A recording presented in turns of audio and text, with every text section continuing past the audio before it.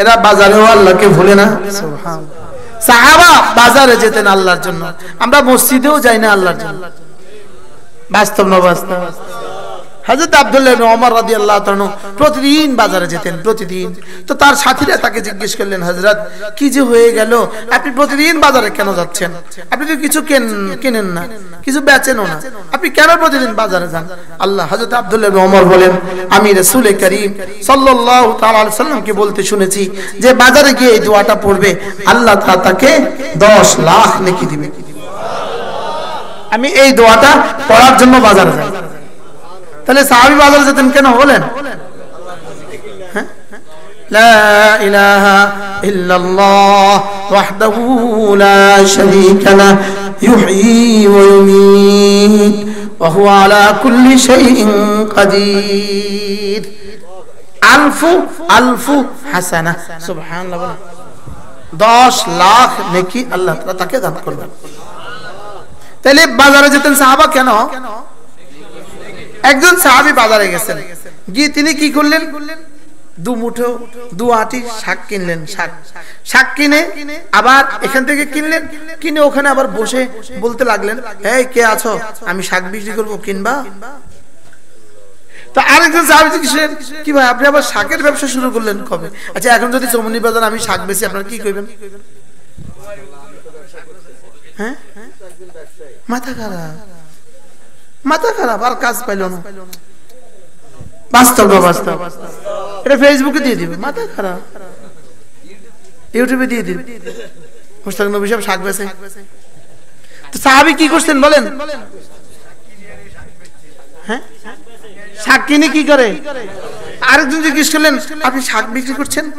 তো তিনি বললেন, হ্যাঁ আমি তো শাক বিক্রি করছি। কেন? বলে রাসূলের ওই হাদিস, আত-তাজিরুস সাদুক মাল আম্বিয়া ওয়াস সিদ্দিকিন, সত্যবাদী ব্যবসায়ী নবীদের সাথে আর সিদ্দিকদের সাথে তার হাসর হবে। এই হাদিসের উপর আমি তো জীবনে আমল করতে পারি নাই, এজন্য আজকে একবার আমলের জন্য শাক কিনলাম, শাক বেচলাম। কি আছে সাহাবায়ে কেরামের জীবনের জজবা কেমন ছিল বলেন? হ্যাঁ, কি হযরত আব্দুল্লাহ বাজারে যেতেন শুধু সালাম দেওয়ার জন্য। সুবহানাল্লাহ বলেন।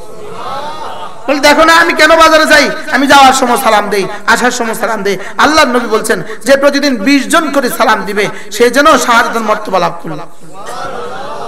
কয়জনকে সালাম দেয়?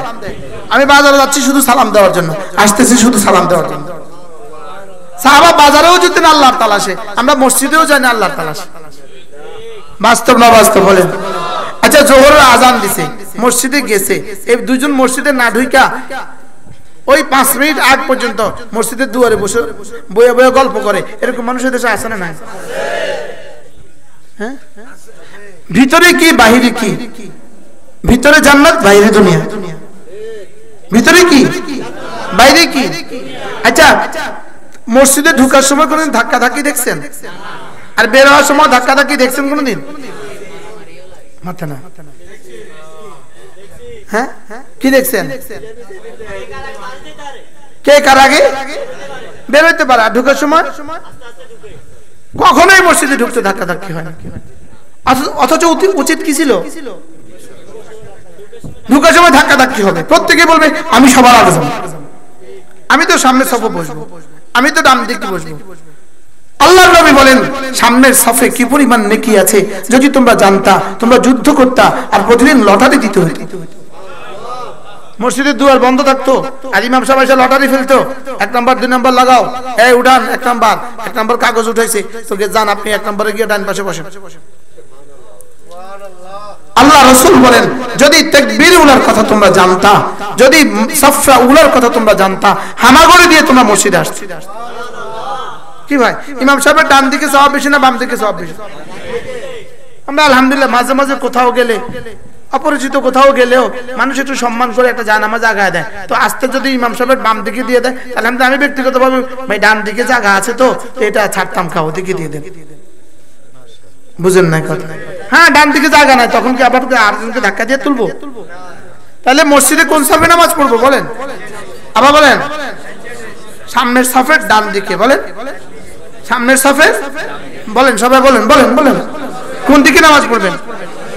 আল্লাহ রাসূল বলেন কোন মানুষ যদি এক টানা 40 দিন তাকবীরে উলার সাথে নামাজ পড়ে, এক টানা 40 দিন তাকবীরে উলার সাথে নামাজ পড়ে, রাসূল বলেন কুতিবাত লাহু বারাআতান, তার জন্য আল্লাহ তাআলা দুটো পরওয়ানা লিখে দিবেন, বারাআতুম মিনান নার ওয়া বারাআতুম মিনান নিফাক, নিফাক থেকে যাও তুমি মুক্ত, আর জাহান্নাম থেকে তুমি মুক্ত। পড়বো তো ইনশাআল্লাহ, জামাতের সাথে ইনশাআল্লাহ। আপনি হাত তোলেন, হাত তোলেন, জামাতের সাথে নামাজ পড়বো তো ইনশাআল্লাহ।